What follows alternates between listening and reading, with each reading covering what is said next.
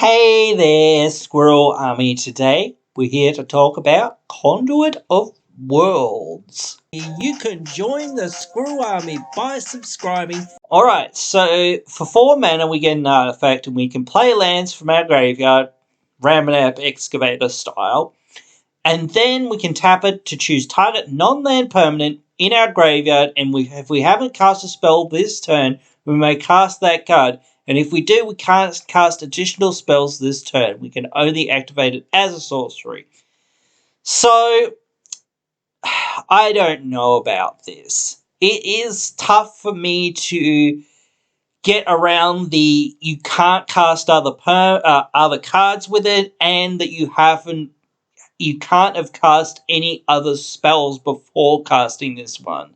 So you get a one-off to cast a non-land permanent in your graveyard per turn, and you can only basically play one spell per turn with this. Now, with certain cards, that might be alright, like perhaps Spore Frog or something like that, if that's the thing that's keeping you alive, and that's all you really need to do for a couple turns while you're just like trying to refill your hand or something or whatnot. Or you've got other ways to perhaps play things without casting them. You can play lands from your graveyard, like if you have Scoot Swarm or whatnot, or you already have a whole lot of your cards sort of set up for the most part, as far as like Azusa and things like that, letting you play additional lands, etc.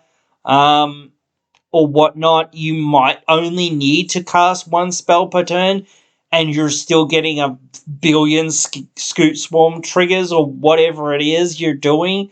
So that might be well worth it in certain circumstances. It certainly seems very interesting, but the restrictions are there and are having to be worked around as a card. So I would have to think that you have to really consider those restrictions before thinking, I'll just plop this in my deck. It's a decent enough card, and I do think that I would want the type of recursion that this does give. This is quite good, but I don't know whether I want so many downsides on a card like this, especially since it's a rare. I think as a rare, it should be just a bit stronger than this, especially since it's 4 mana for this. And I do think that there have been some very broken things printed, and this is another one of them that could have been, left a little bit out of check in a sense as well.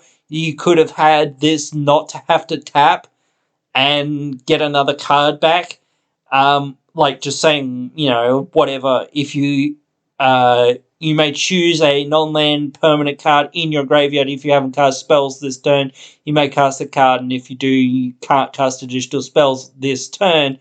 So the way that I would think that you get around this issue, this problem of this card not letting you cast things on your turn, is play a lot of things that let you cast things at instant speed, and also let you untap your lands so that you can play things on other people's turns, Seaborn Muses, and things like that. So those would be sorts of things like Wilderness Reclamation, Quest for whatever it is, the Green Quest, the whatever one that's called, I can't remember its name right now.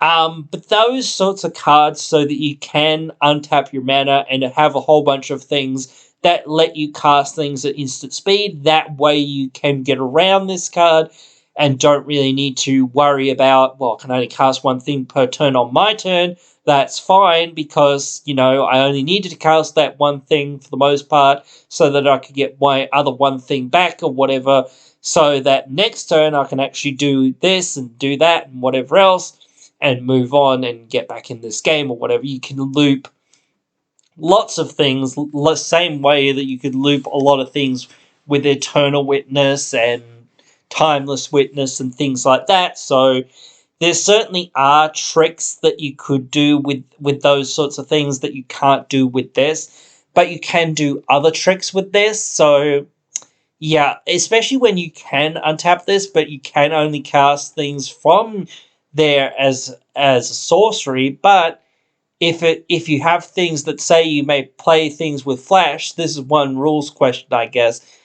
I don't know whether you can actually play them at that time, because this restricts you to saying that you can only get those ones with as a sorcery. So I don't think it changes that text.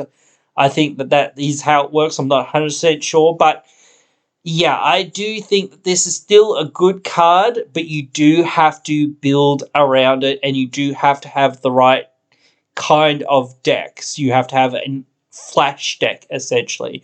I don't know that there's that many flash decks that are out there. There's some, but not a lot. But this could certainly be a welcome addition to some kind of deck like that, because you can often find yourself needing to get lands out of the graveyard, which isn't terrible. That's a decent ability that's usually about 3 mana or so at the least.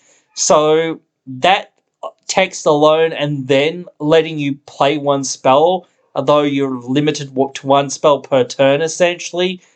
Like, if you don't need to cast something out of your graveyard, then it's okay still, I think.